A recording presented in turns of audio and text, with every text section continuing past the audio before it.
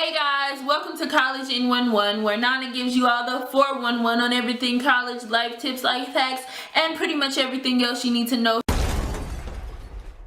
It's your first time on your own, you're going off to school, and you can't decide whether you want to do an apartment or a dorm. Definitely what you want to think about whenever you pick a dorm is the fact that if you're not a person that likes to clean or do a lot of bathroom work, a dorm is definitely for you.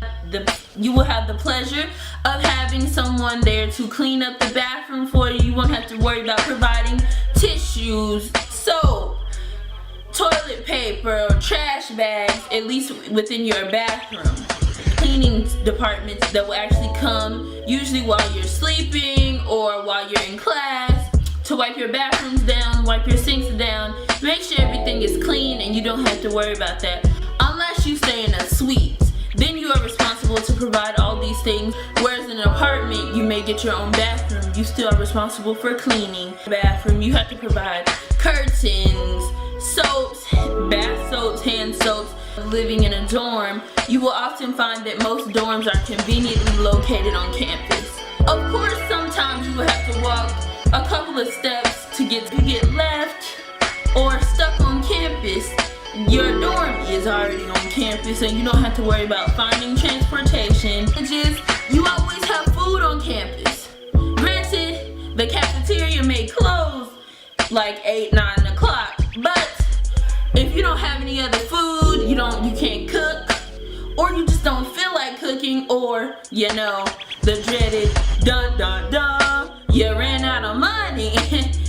You always have the caf right at your side because you're forced to buy a meal plan on campus, so that kind of works out. You will, of course, the food may not always be your favorite, it may be repetitive, it may not be what you want to eat, but it's better than not having anything at all. Another advantage of living on campus is they're often more secure. You have your campus security that walks throughout the dorms, each and every hall, each and every step, nightly, just to make sure that everything's going good. They even check on doors to make sure that nobody's in there that shouldn't be in there. Also, you usually have to have a key card or some type of key to get in your dorm. So anybody, not typically, which anybody can come on a campus and you not know, but for the most part, typically, you have to have a key code, you have to have a key or a key card to get into your dorm, which makes it a little more secure. RAs at the front desk checking to kind of see, is this person one of my typical residents or is this not my resident?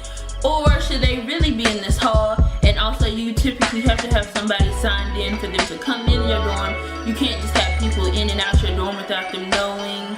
And sometimes they will even come around, do random sweeps to see if you should be there or if you should not be there, because then that's when, problems arise if they have unwanted guests. So dorms are a little more secure. You don't have to worry about ever getting evicted from a dorm, because as long as your bill went through at the beginning of the year, you don't have to worry about not being able to pay rent or having to pay monthly bills, electricity bills, water bills, cable bills, any of those type of bills. When you get a traditional style dorm where you share in the bathroom and you have to come together at a common bathroom, it's easier to meet people because y'all are constantly seeing each other go in and out, in and out. Negatives of living in a dorm are because they want to keep everything so secure, you can only have guests from a certain time. Like an example, when I stayed on campus, you couldn't have guests on Monday through Friday until after like 4 or 5 o'clock, and they had to leave from 12 o'clock, which I guess they're reasonable because what are you doing after 12 o'clock? Or, you just could be chilling, having fun after 12 o'clock. You don't have as much freedom if you're living in a dorm. You're on your own kinda, but you're not. So another disadvantage is you get charged for the whole collective. Like, they damage the vending machine, then everybody gets charged, and 1,000 is responsible for the actions of 1.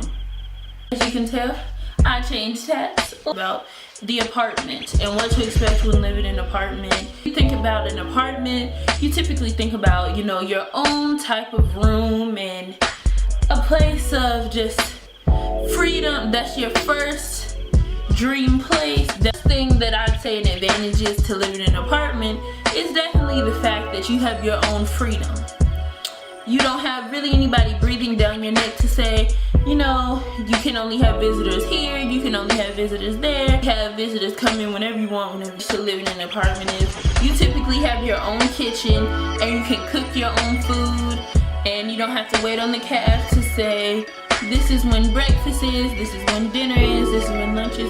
You can just come home, cook your food at the same time. Unless you buy a meal plan on campus, it's easy. It is easy to run out of money. Planning and budgeting and making sure that you don't overspend in this area. Apartment, you do not have to immediately move off campus. You get to stay there for the duration of your lease without immediately finding somewhere else to stay once you complete the semester. Depending on the terms of your lease, whether it's 6 months or 12 months, you can stay there for the duration of your lease. Like I said, like you signed your lease in August, your lease would be over in July. It can be a problem too.